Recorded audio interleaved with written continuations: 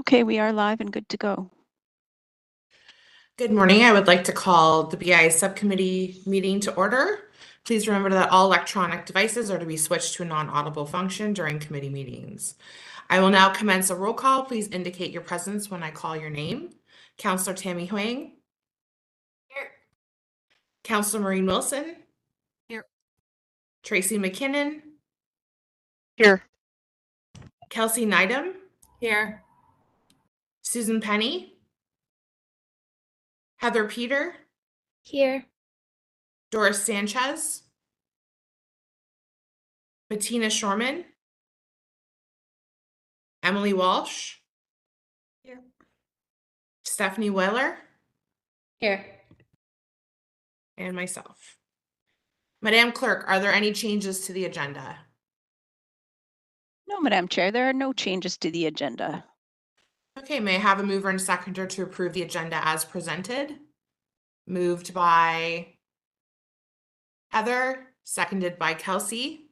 Is there any discussion on the changes to the agenda? All in favor? The motion is carried.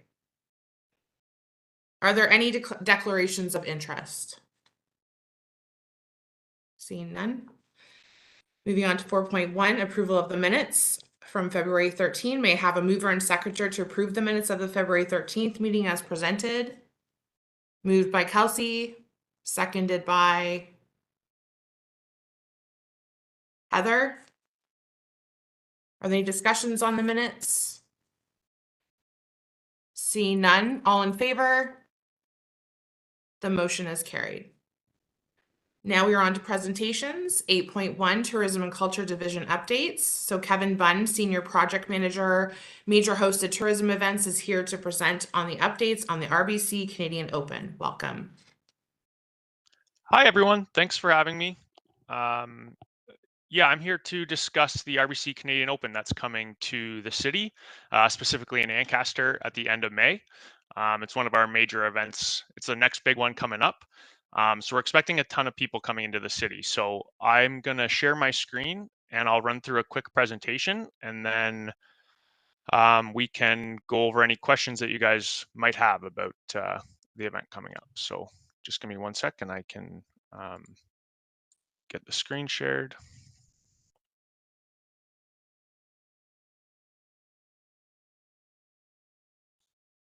Okay, everyone's able to see that?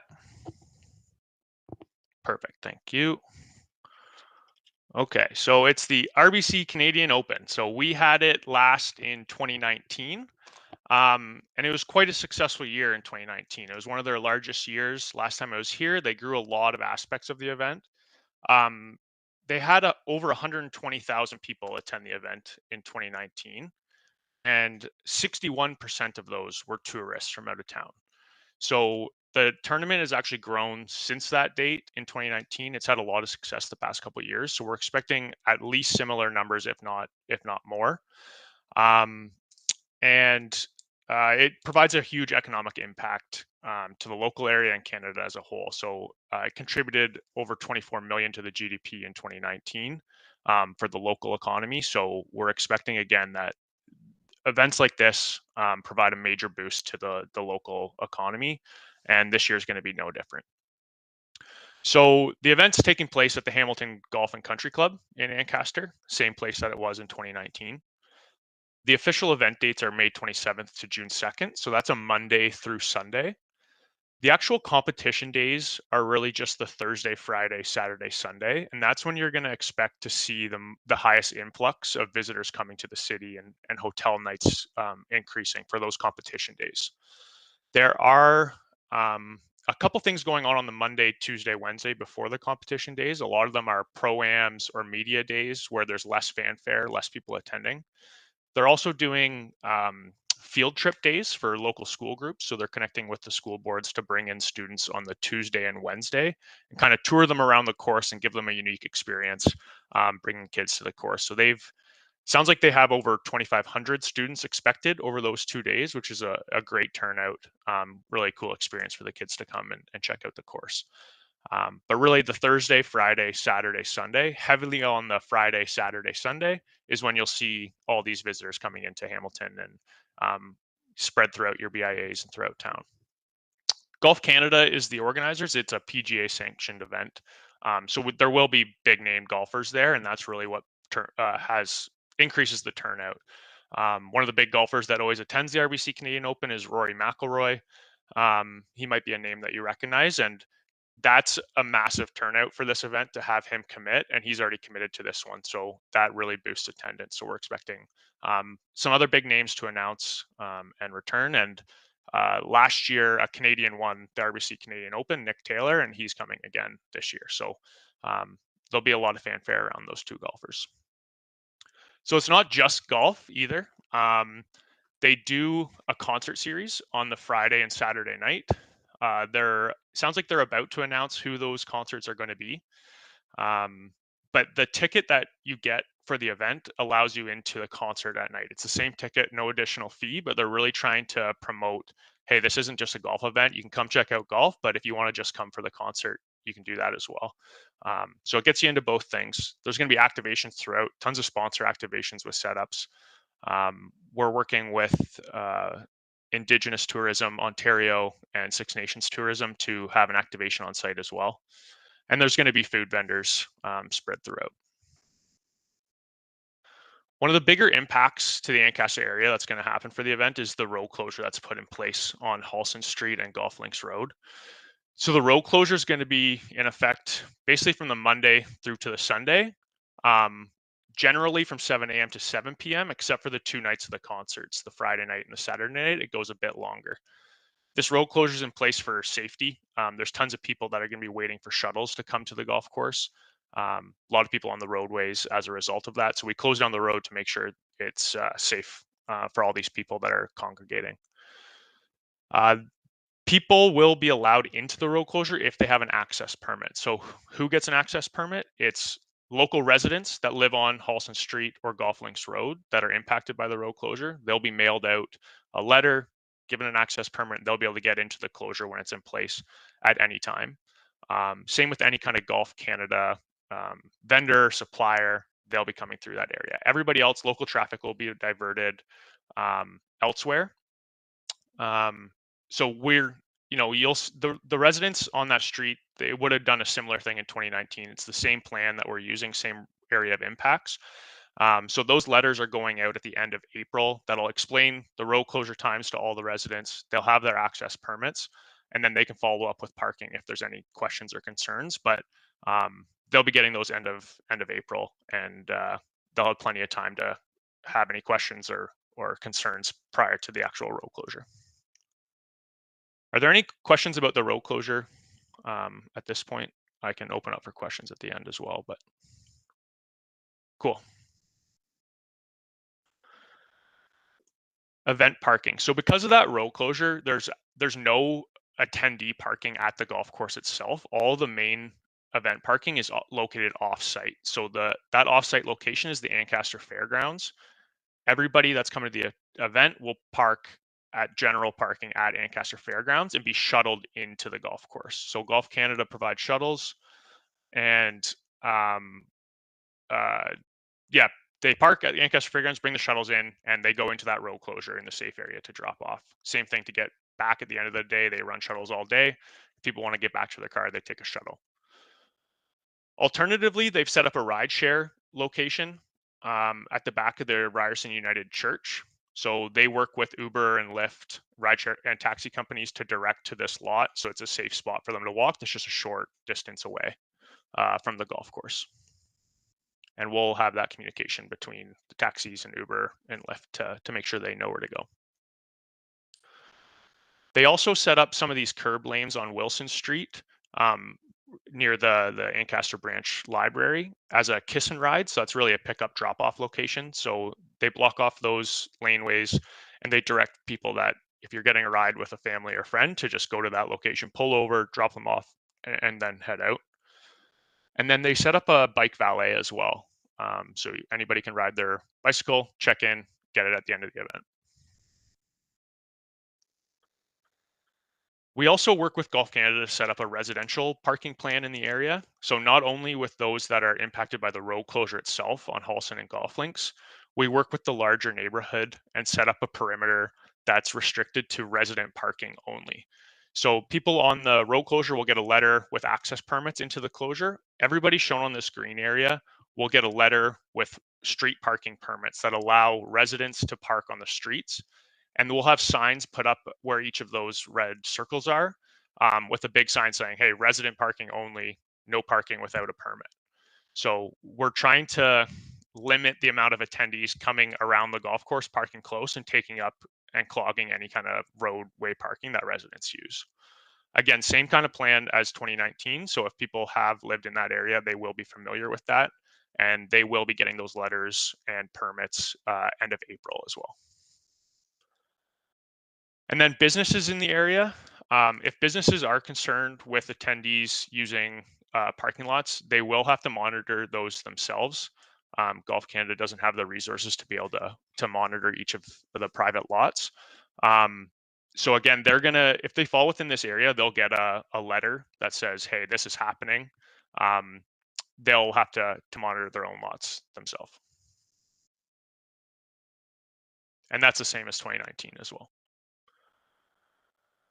There are volunteer opportunities with the event. It sounds like they're almost sold out of volunteer opportunities. I think in 2019 they had over 1,800 volunteers, so it's a massive operation. So if you have any stakeholders interested in volunteering, they can go to the RBC Canadian Open volunteer page, and they get a number of benefits from volunteering. Golf Canada is also hosting a community information night on May 1st. So these letters will be sent out about a week in advance that say, hey, here's the road closure information, here's your access permits, and there's a community information night on May 1st. Golf Canada is also sending out another newsletter. It should be going out in the next week or two, that has information about the event and as well as advertising this community information night. And it's a really good opportunity for residents or business owners to come to the Golf and Country Club and speak directly with Golf Canada about any questions or concerns that they have.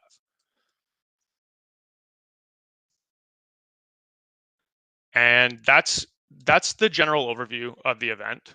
Are there any questions about kind of the impacts of the event in the Ancaster area or throughout the city, before I dive into kind of how the BIAs could be involved and what kind of options we have?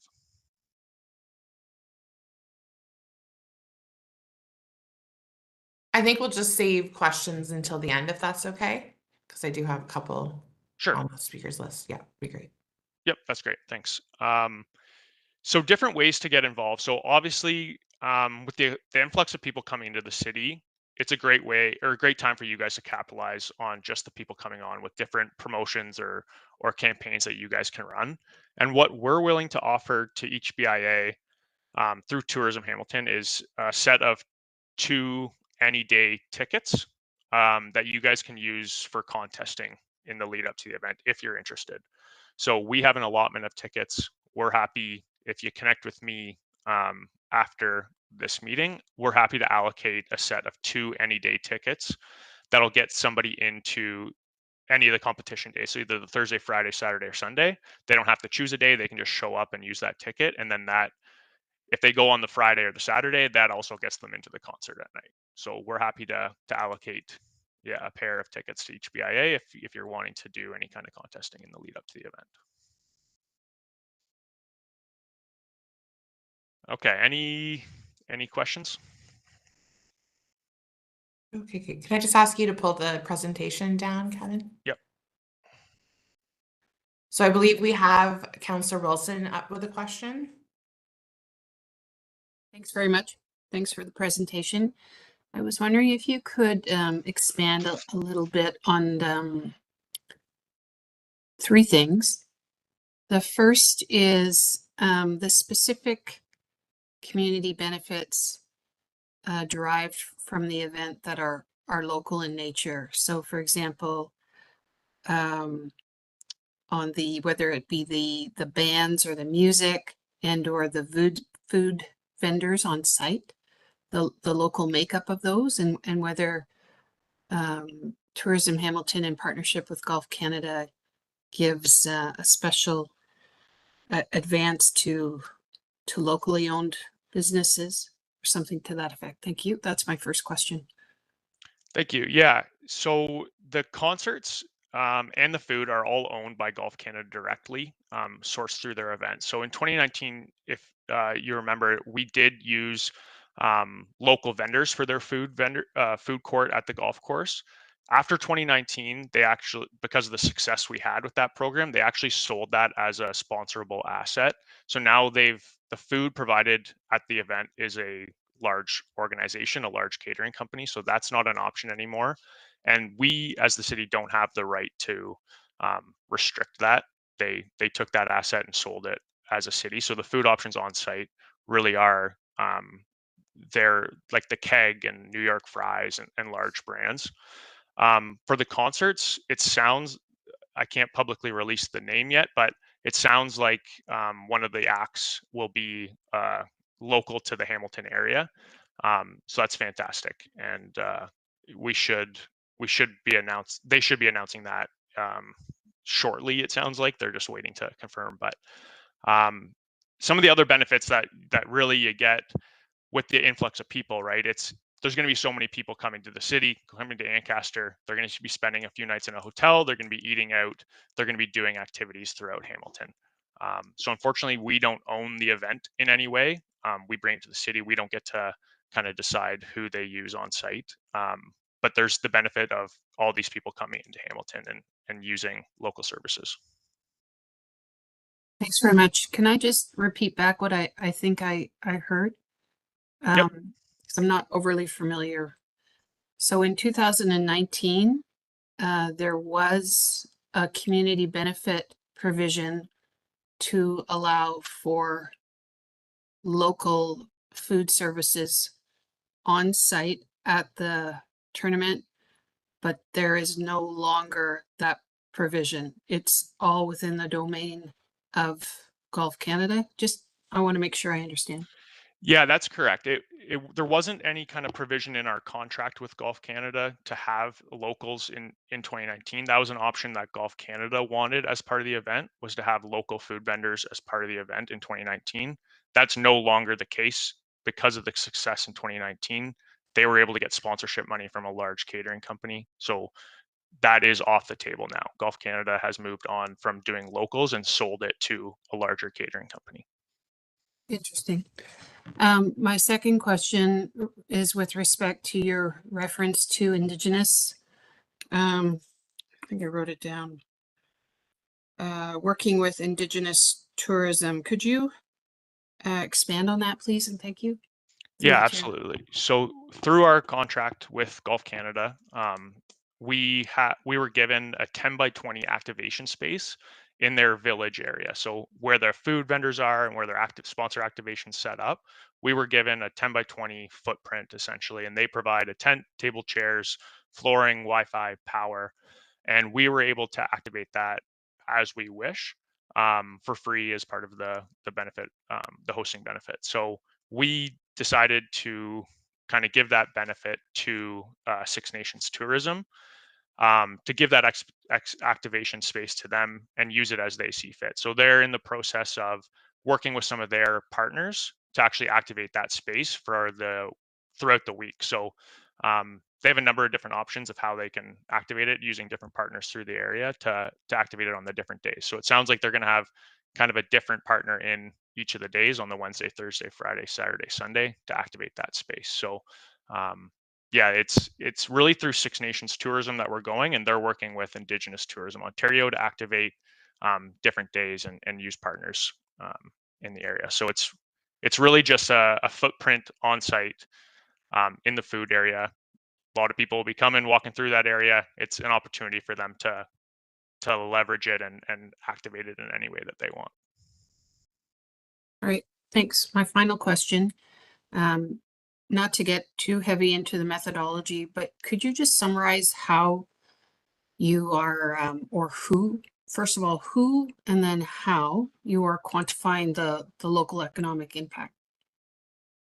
Yeah, absolutely. So there's a lot of different companies that offer a major report at the end of these major events. So Yeah. Golf Canada actually provides that report to us as a requirement of our contract with them coming to the city.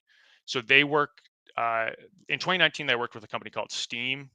It's one of the large economic impact report companies.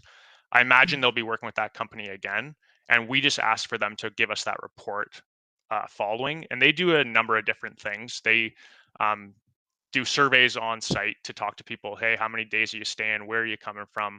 How much did you spend on food, et cetera, et cetera. And then they have factors that they use for if people travel from this far away, they probably stayed this many nights. So it's a bit of a complicated process coming up with these numbers, honestly, but they really rely on these big economic impact companies that provide these encompassing reports, and we're happy to share that out afterwards and provide that data that we get from them. Yeah, thanks. I am familiar with the industry who does this. Thanks. Appreciate it. Thank you. Next up, we have Heather from Ancaster BIA, Ancaster Village. Hi there. I just have two quick questions. So the first one is the information night. Is that open to anyone, like anyone in the public? Yep, absolutely. That's great. Like, we want everybody to come that has any questions and looking for more information. So fully open. Perfect. And then my other question was, so I know you have the activation that is on site and you're giving that to the Indigenous Tourism Group. Do you have any other activations planned for the town here? Because I think previously there was like a photo, like a golf bag that had been set up in years past that Tourism Hamilton set up. I just wondered if you have anything like that again. Yeah, I don't have any details on that right now. We're still working through what is possible with those golf bags. We do have those somewhere. So we're still working through that activation, see what else is possible. But um, I'll keep you updated, Heather, and the rest of the group on what we land there, and if anything else flows through it throughout the city in the lead up. Perfect. Thank you. Are there any other questions for Kevin? I will just pass the chair to Susan. I have one quick question. Are you able to provide us some verbiage for our newsletters to send out and some graphics as well if we're going to do a contest and where to contact you and everything? That would be great. Do you want verbiage for the contesting itself? We can probably put together the contest, but we need to know what you'd like us to put out publicly in our newsletters for the event. Yep, that sounds good. Let me work on that. And I'll take the chair back. So any other questions for Kevin? Seeing none, may I have a mover and seconder to receive the presentation? Moved by Heather, seconded by Emily. All in favor? The motion is carried. Thanks so much. All right, now we have 13.1 updates from Christina Geisler, Business Development and Business BIA Officer, who is here with an update for the committee. Christina, go ahead. Hello, everybody. I'm going to leave my camera off because when I was talking earlier, it was a little bit glitchy. So hopefully the sound will work better this way. Okay, so BIA Awards of Excellence, as you all know, that is happening this Wednesday. So just to remind everybody, the awards ceremony at the C Hotel at the rooftop starts at 4 o'clock. So if we could ask people to try and show up around 3:30, have an opportunity to do a little bit of social networking beforehand. That way we can start promptly at 4. The ceremony, as in past years, for those that have not gone through this before, so we will have our Director of Economic Development, Norm Schlehan, and Judy Lamb, Manager of Commercial Districts and Small Business, will be presenting the awards. This year we have 18 award winners and 9 participating BIAs. And then once those award plaques are presented, then we will move over to Carmen's, which is right next door, and segue into the Hamilton Chamber of Commerce Awards ceremony. I did circulate with everybody the seating plan that the Chamber put together. Although the table numbers, just if anyone has any questions about how the tables, all the BIAs are all grouped together in the same area. The tables may not be numbered in a way that kind of sounds like it, but they are definitely just the way the seating plan flows. The tables are all grouped together. And we did get some award winners that purchased extra seats and tables. So the chamber has done their best to try and group everybody all together with respect to that. And then the chamber awards, there will be a recognition of all of the BIA winners as well. In the interest of time, because Cable 14 is going to be streaming this as well, as opposed to back in the day, they would have all the award winners come up on stage for a photo op. They're just going to ask all of the award winners to stand up at their table like they did last year, and then the room will give them a round of applause, and they will be everyone has been incorporated into the slide PowerPoint presentation that will be also being shown on the screen. And last I heard, it's Mike Fortune that will be emceeing it again this year. So he is wonderful and very energetic, very familiar with the BIAs. So that is what the plan is for Wednesday. Any questions on the BIA awards? Susan? Yeah, so I understand they're pressed for time, but if there's 9 BIAs and 2 awards per BIA, I felt badly last year that one of our large winners purchased a whole table and brought corporate people in from Toronto, and at the actual business awards at the Hamilton at the convention center there. Anyway, it's too late now, but I don't think it takes that much time to read out 18 names. I would love to see that added back in. You know what? I can certainly try, and I will talk to my contact at the chamber and see if they can not just show the slide, but actually read out the names as well. That way, I think they do call out the names, because then as they call them, they ask them to stand up. Anyways, I- I'll make sure that they each business does get Maybe they did named that. I out. thought last year they just had all the winners in the room stand up and give a round of applause, but I might Yeah. be mistaken. I will ask and make sure that they are all called out by name. That might just read through the names, and all of the winners are grouped by category. So there will be the 3 different categories. I will make sure I take that back to the chamber. Thank Thanks, you. Susan. Thank you. Okay. Any other questions? Okay, moving on. The OBIA conference, as you all, I'm sure, know, is happening the end of this month. It's April 29th to May 1st. It's happening in Mississauga. Unfortunately, I will not be in attendance this year. I'm actually on vacation. I will be out of the country. Yay. It's been a very long time, so I'm really excited. I didn't do it on purpose, I swear, but unfortunately, I will not be there. But I do know that one of the breakout speakers is actually Carol Murillo from Economic Development. She's going to be doing a presentation on placemaking, I believe. So anyways, it should be a good day. Yeah, if anyone has any questions with respect to the OBIA conference, please let me know. And then I also wanted to just quickly touch on the patio program. So as you all know, I'm managing the patio program. To date, we have issued a little over 50 permits for a combination of municipal and private property. There's a couple that are still the permits haven't been issued, particularly on streets, because it has to be coordinated with the safety devices with the crash barriers. But if in your newsletters you can just remind your membership, because we're just over 50, but last year we had more than that had applied. It does take 2 to 5 days for all of the stakeholders in the city that need to review these applications.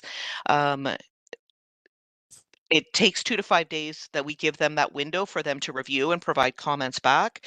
So I just don't want applicants to apply and are anxious, obviously, to get their permits same day. I try to push them as much as possible, but we are also dealing with the cyber impact to our access to systems. So the review is a little bit more manual.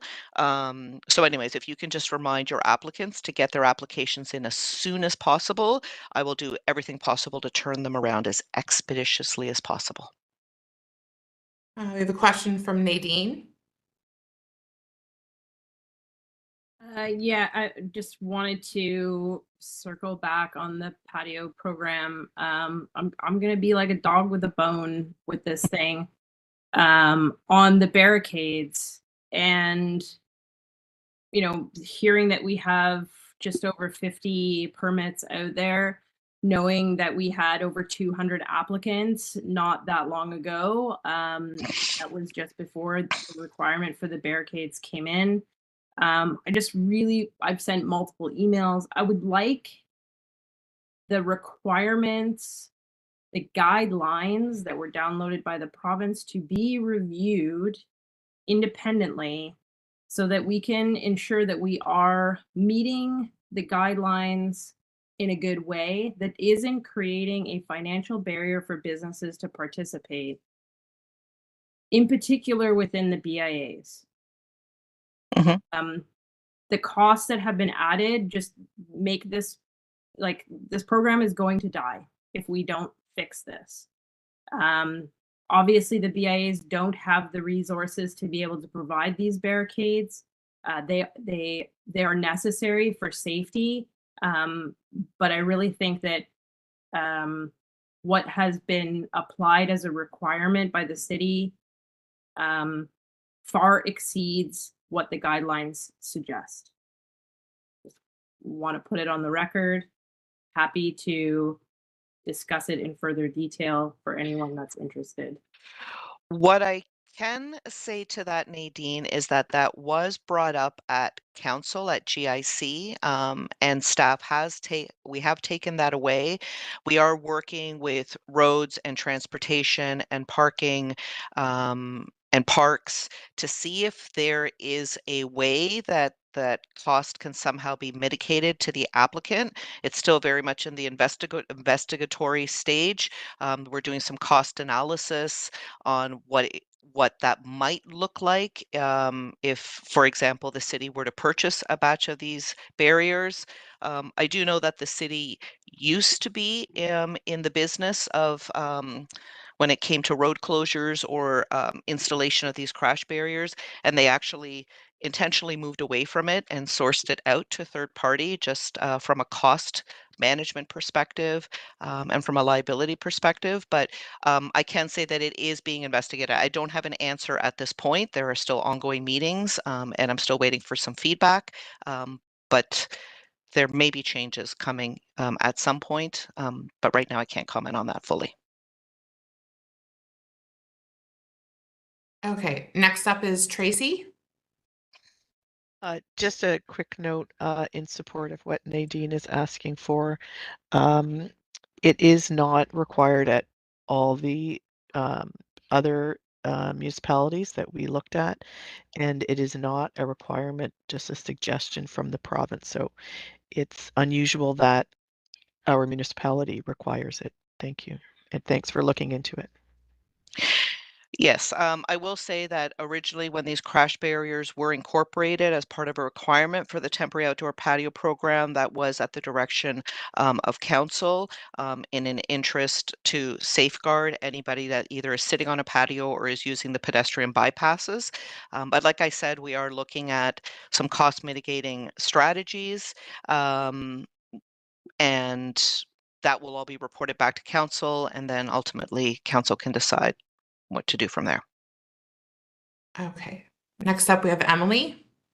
So I just wanted to clarify with that. I was watching along when the particular motion went through council, and I believe it was settled upon that if the individual businesses were able to find an alternative that met the provincial guidelines for these barriers, that they were welcome to pursue that option. And so I'm wondering if there is this discrepancy between the municipal requirements and the provincial requirements, does that still hold true, or is there a higher municipal requirement that needs to be adhered to for those barriers? It's not a higher municipal requirement. So the Ontario Traffic Council or the OTC guidelines, when they talk about crash barriers, typically we think of the metal ones that we saw around structures. But even last year, it was communicated to all applicants, since they were sourcing these crash barriers, if they wanted to pursue the option of water filled, if there was a cost savings, they were absolutely open to do that. The only requirement was or continues to be is that any on-street structure in live traffic needs to be safeguarded by crash barriers. whether they're water filled or metal. I can clarify that the municipality doesn't have higher requirements than what the OTC stipulates or recommends, not stipulates, sorry, wrong word. Okay, I think it's just confusing because when we see the other municipalities and cafe programs not requiring these like barriers, I don't really know where the different disconnects are falling there, but I think it's worth looking into for sure. Yeah. And for a second time, we have Nadine. Yeah, I just want to clarify that there's different levels to these guidelines from the province, and the levels are dependent on a number of factors. One is, for example, whether or not the patio is sitting in a parking lane. The other is the speed limit on that particular road and how many active lanes there are, if they're bidirectional or not. What the municipality, what the city has made a requirement as part of this program is the highest possible level within those guidelines. And what I'm suggesting is a review of the guidelines within the BIAs to determine what level of protection is suggested by the guidelines, and that the program be amended to adopt whatever the guideline is that fits within that BIA. So that may mean that it's not full wraparound barriers, and it's not a question of whether they're water filled or concrete. They all have to meet a certain standard in order to be classified as a crash barrier. So looking at cost saving measures and being able to absorb for the city to absorb the cost of acquiring the barriers, or economic development paying for some of the cost. I understand what the thought process is there. What I'm suggesting is that the city has created a cost that is unnecessary, and that if we review the guidelines to determine that in particular stretches where these patios are going, that we don't need a level 5 protection measure, that we may be able to meet the guidelines at a level 1 or 2, that those costs come down for everyone involved. Okay. So if through the chair, if I can interrupt, it's Tamara with Clerks. Nadine, it sounds to me like what you are suggesting and what you're asking for is should actually be the subject of a motion. If you can put some words together for this meeting, we can certainly do that. If you think that next meeting isn't soon enough to put together a motion for the May meeting.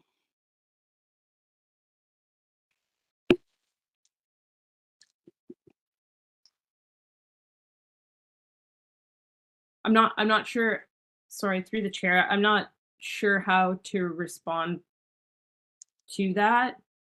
I don't think there's going to be an impact to the program this year, unfortunately. So I don't know that May necessarily is too far off. But I definitely think that if we can put something together to make a recommendation or ask that the guidelines be reviewed, that I would be in favor of doing that. Okay, so we can work, I can work with you and Christina towards the next meeting to get a motion together asking for a review of the guidelines with your concerns in mind. There are a number of questions. Tracy was first. Tracy, go ahead. Okay, thank you. I'm just wondering if it might be good to do a motion. Nadine, if you're not comfortable, I can put forward a motion just because the program goes until June 1st, and there might be an opportunity to try and get something, because we're just following the guidelines. And I know you're health and safety kind of expert background, so I heed your advice strongly, and I think we could probably just put a motion together if we can do that. But maybe Councillor Wilson has more to say. I'm happy just to wait to hear what she has to say. Go ahead, Councillor Wilson.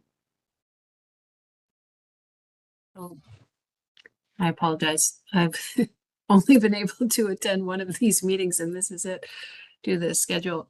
I think I understand the conversation. I don't want to insert myself and obstruct or frustrate any legitimate governance role by this committee.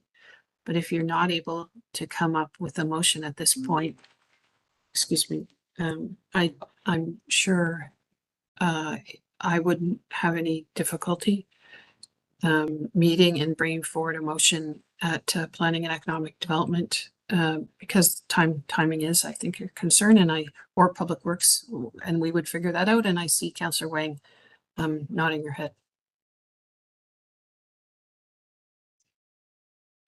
So I guess my offer is happy to meet with whomever offline, make sure we understand the thrust of the problem statement, and bring forward a motion at the appropriate standing committee that would seek to respond to that statement. Okay, so clerk, how would you like to handle that? So that's so Tracy, so we don't have a motion on the floor at the moment, through you, Madam Chair.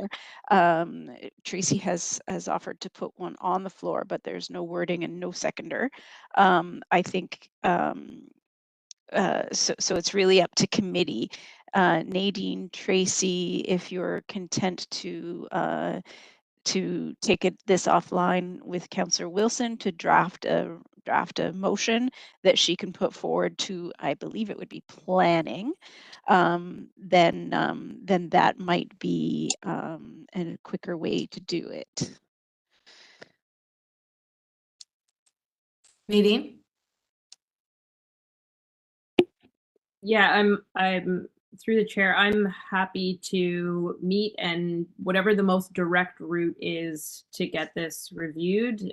If we think that's rather than through this committee, another route, I'm happy to do that and provide whatever information is necessary to ensure that that moves forward. Yes, if I can, Madam Chair, respond to that just procedurally. This committee reports to GIC.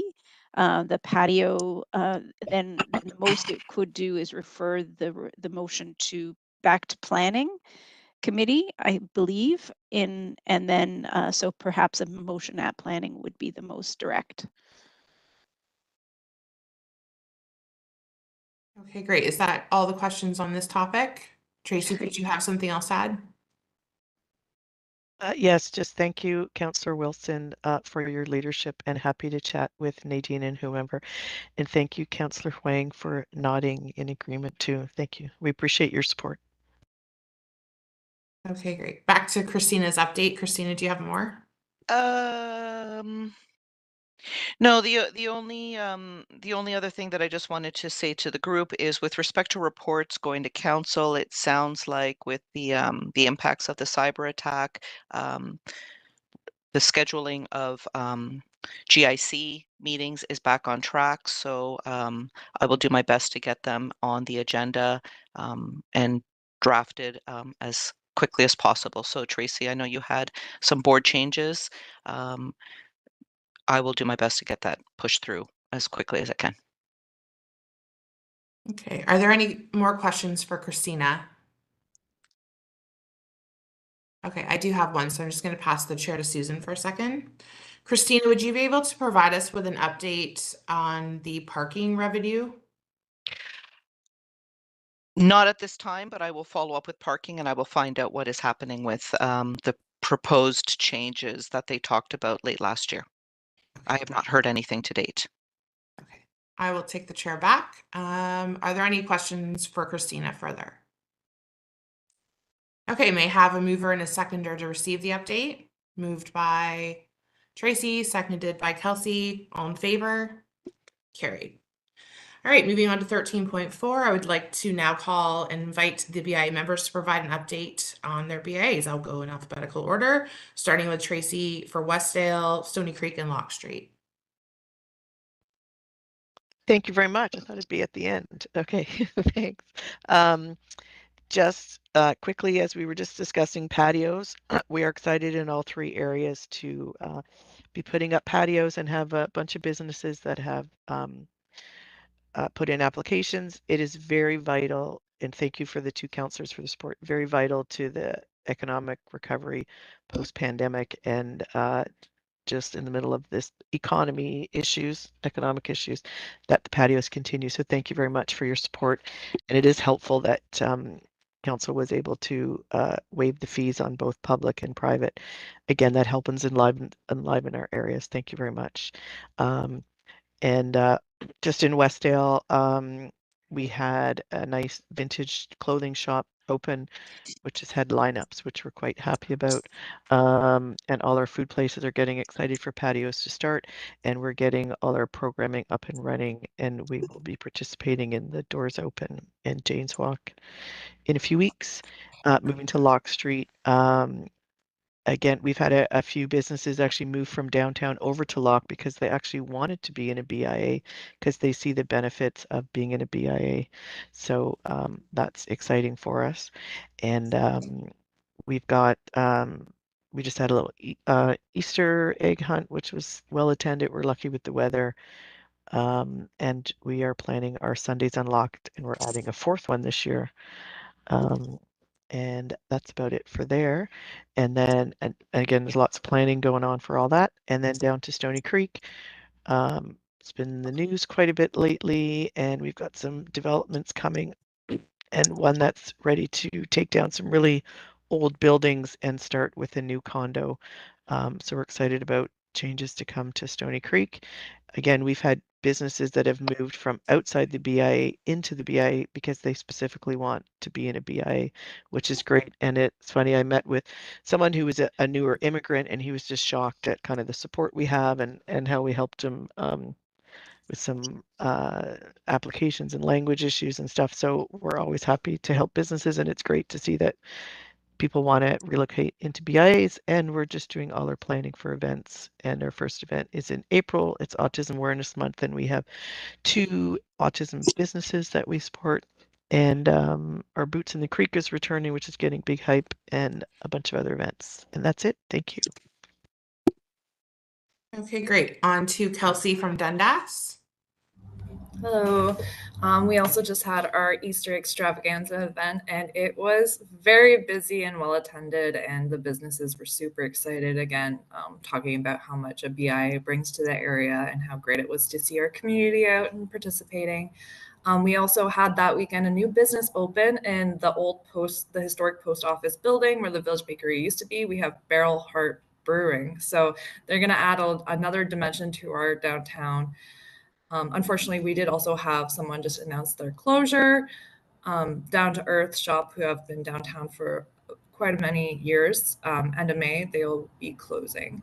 So that was unfortunate to hear. Besides that, we are planning ahead for our June 8th Open Streets Dundas Live and Local event, just to hopefully close the street thanks to some of the reduced costs in street closures this year, and invite our members out and have a day of community. Okay, great. On to Susan Penny from Waterdown.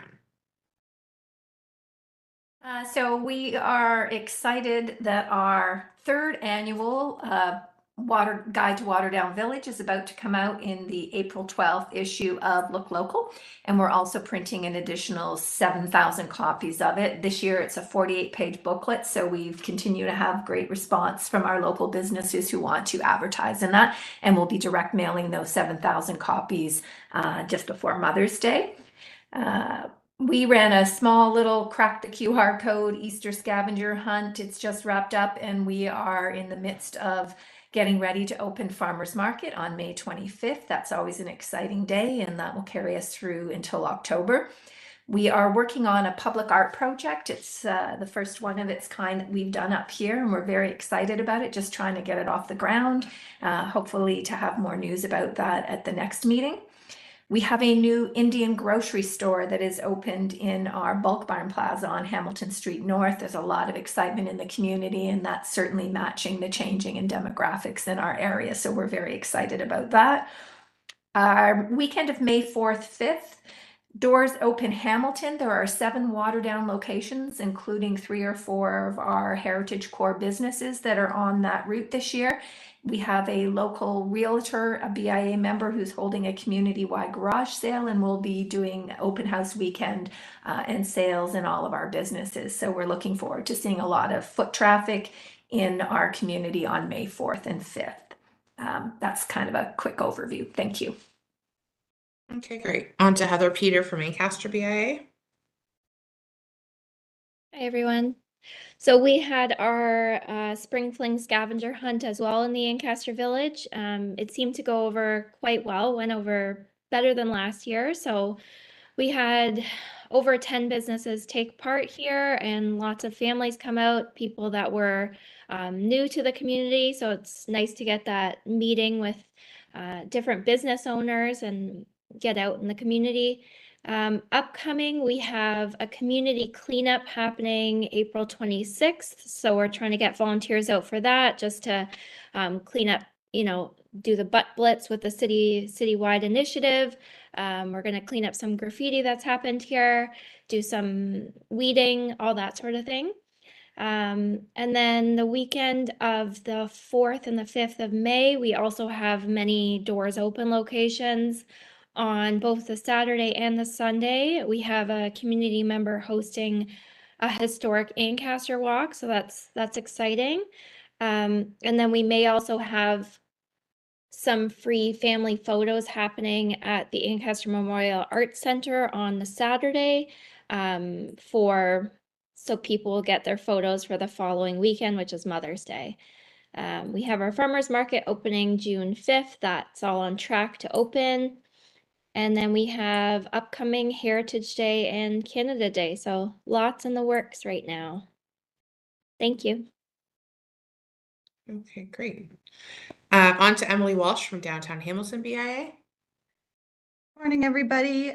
So here downtown Hamilton, we have a few things going on. We have brought back our patio grant this year to try and offset some of those costs for the on-street patios. I believe so far we're only at 2 applications, so we're hoping that that might help us get some more down here because they're great to see on our streets. We do have our security survey, our safety and security in downtown Hamilton survey done in conjunction with International Village BIA. We've gotten a lot of great responses so far. It is running until midnight on Friday, so we're excited to get some more feedback from everyone. We are also going to be participating in the Butt Blitz on the 26th or 27th, whichever it does end up being. Excited for that as well. We're gearing up for our summer programming as well as our marketing, looking to get our brochure and dining guides updated and back out there.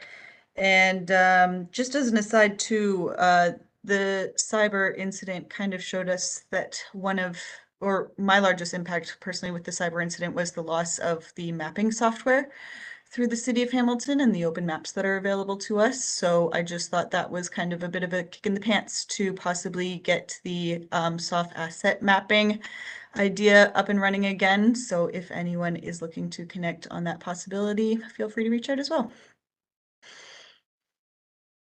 Okay, great. Now on to Stephanie Wheeler from Ottawa Street BIA.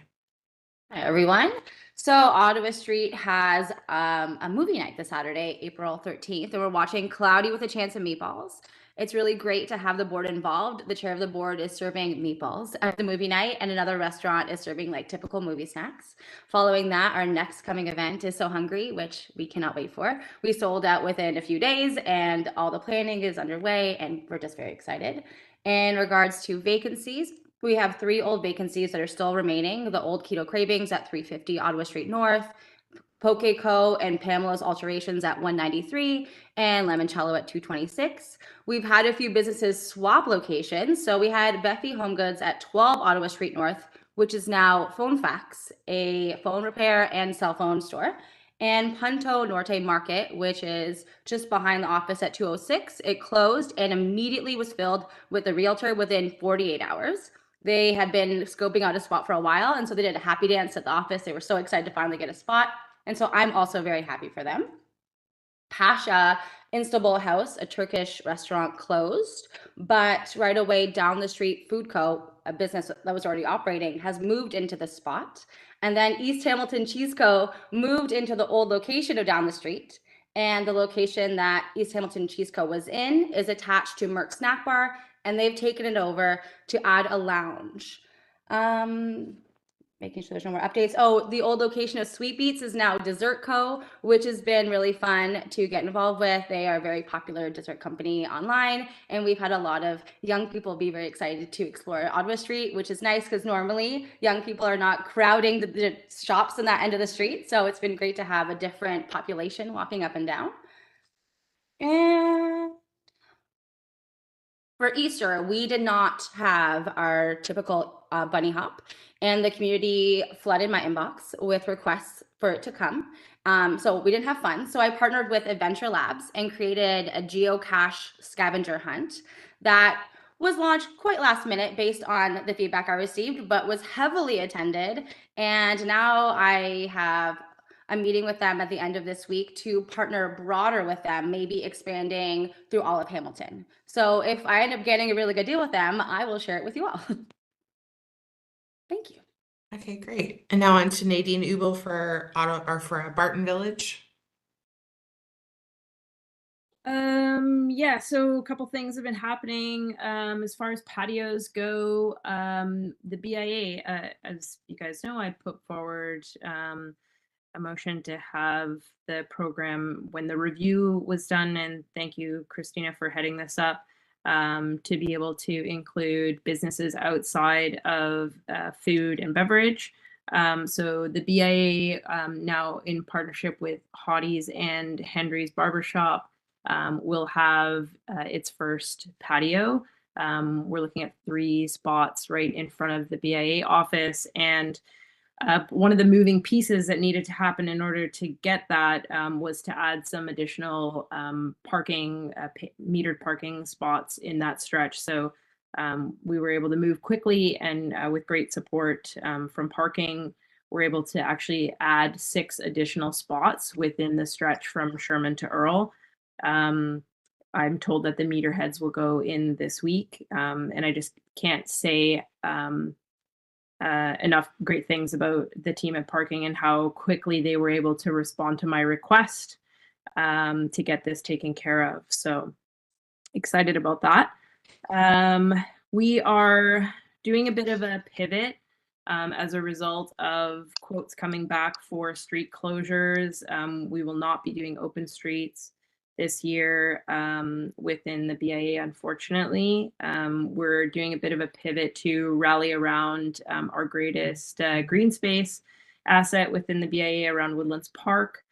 So Rally Around Woodlands is the event we'll be hosting this year. It'll happen June 15th. Same typical sort of setup as what we had for Barton Village Festival, live music, bringing in some food vendors and market vendors and that sort of thing.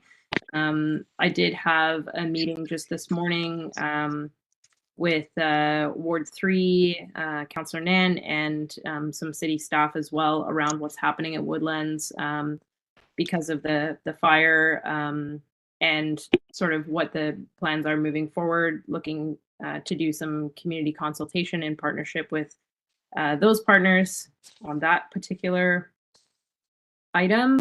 We are supporting Doors Open May 4th and 5th. There is a block party of sorts that's been coordinated, headed up by Pinch, and is including some of the BIA members around that corner at Barton and Sherman, including the Cotton Factory and Hamilton Craft Studios. Should be a really good time, two-day event they're going to cover.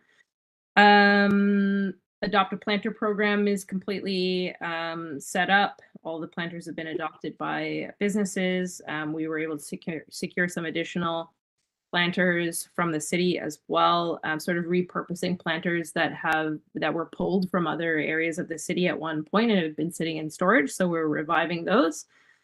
Beautiful Alleys cleanup happening April 20th. And then, as Emily mentioned, the Buttlets then on the 26th or 7th.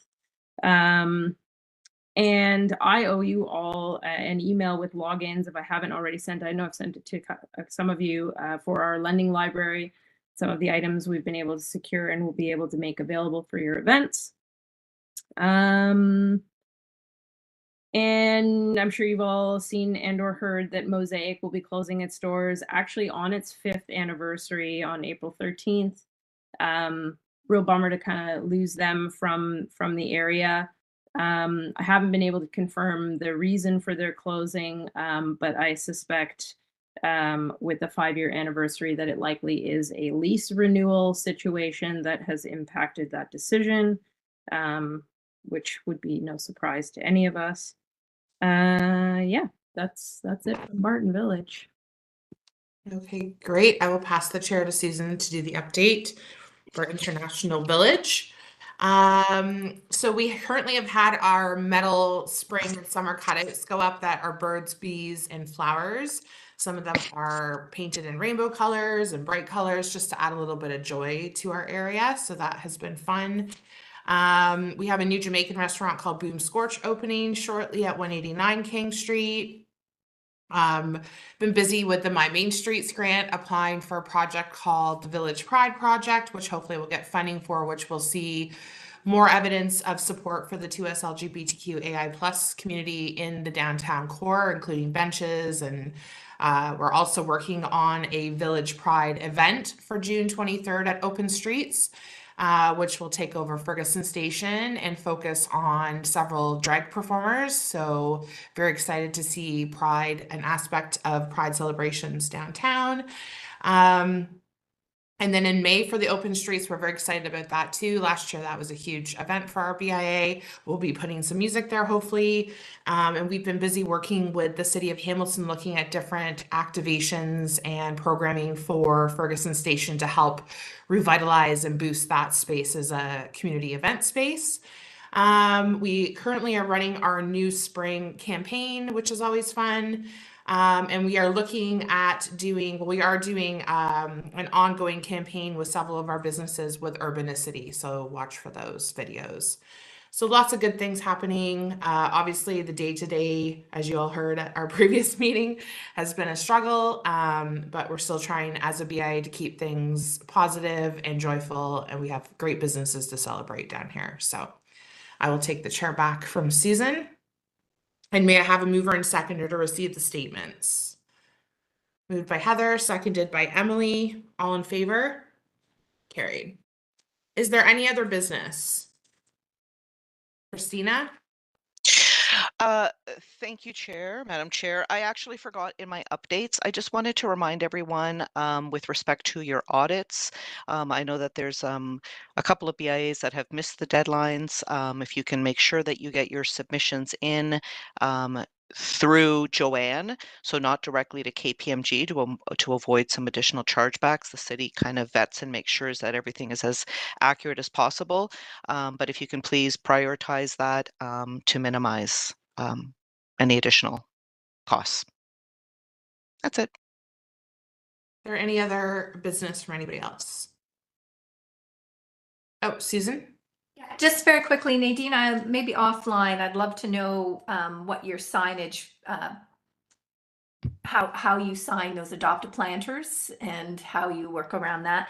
And I did have a quick question. We are looking at recommending to our board a gift policy for staff and directors, and I wondered if any other BIAs currently have a policy in place that you would want to share with me. I do have a couple of samples of some things that I found online, but just if anybody has something like that, happily would receive them by email.